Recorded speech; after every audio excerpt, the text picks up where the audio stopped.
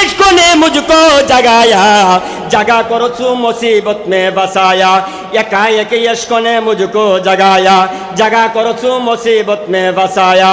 বলতেছিলাম হাজী আমদাদুল্লাহ মহাদের মুক্তি রহমতুল্লাহি আলাই, আল্লাহু আকবার। মিয়া সাহেব মসজিদের কিনারায় বসিয়া রাতের গভীরে ইবাদত করে কার সাথে ইশকের খেলা খেলায়, আল্লাহর সাথে এমনভাবে জিকির শুরু করলেন, লা ইলাহা ইল্লাল্লাহ, লা ইলাহা ইল্লাল্লাহ, লা ইলাহা ইল্লাল্লাহ।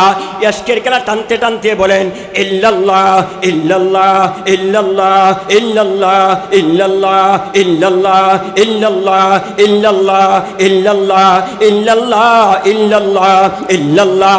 এবার ইশকের ডাকে যখন সাড়া দিয়ে গেছে, আল্লাহু আকবার। এবার সাগরের পানির মতো যদি গুনাহ হয়, সাগরের ঢেউ পরিমাণ যদি গুনাহ হয়, মাফ হয়ে যাইবে রে বান্দা যখন তুমি ডাকবা নরম দিলে।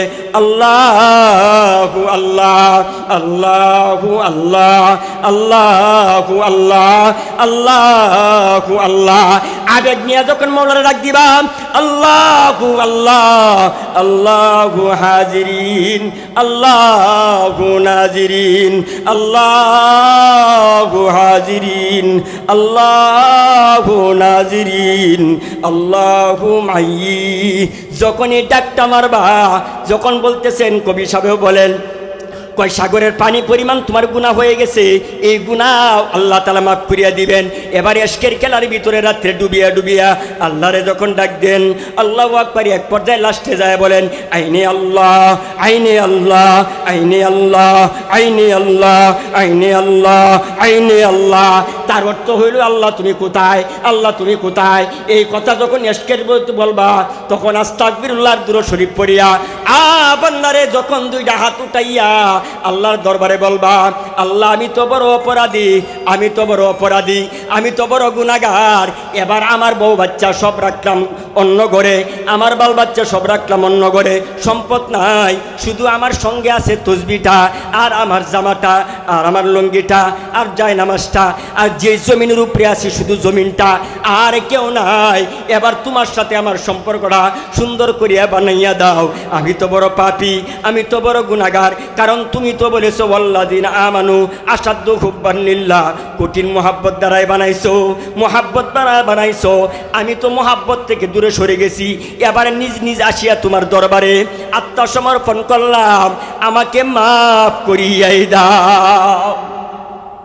এবার আল্লাহ তাআলার দরবারে যখন এত এত আহাজারি মুনাজারি কাকুতি মিনতি করতে থাকবো, এবার রাত্রের গভীরে এই জাহিরি বাতিনি ইবাদতের মাধ্যমে বান্দার সংশোধন চলে আসবে। সুবহানাল্লাহ, জুড়ে বলেন।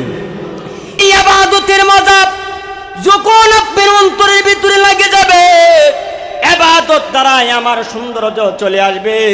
দেহের সৌন্দর্য এক নাম্বার দেহের সৌন্দর্য, 2 নাম্বার ইমানের নূর চলে আসবে, 3 নাম্বার তাআল্লুক কার সাথে বলেন, আল্লাহর সাথে সম্পর্ক, 4 নাম্বার রসুলের সাথে সম্পর্ক, 5 নাম্বার কোরআনের সাথে সম্পর্ক, 6 নাম্বার হাদিসের সাথে সম্পর্ক, 7 নাম্বার জান্নাতের মুখী হয়ে যাব। সুবহানাল্লাহ।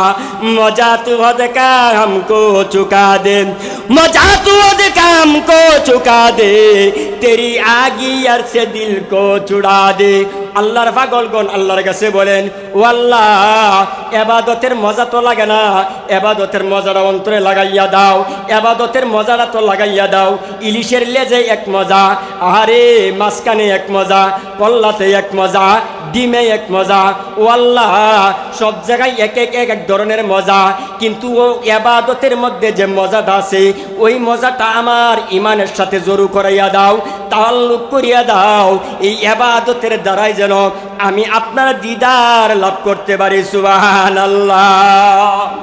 এই ইবাদতটা করার জন্য প্রত্যেক যুবক, পর্দানিশী মা ও বোনেরা, ও আমার যুবক, ও আমার মধ্যবয়সী বাপজিরা, ও আমার বাপের বয়সী বাপজিরা, প্রত্যেকের কাছে আমার অনুরোধ থাকবে, আপনারা একটু মেহনত চালায়া যান।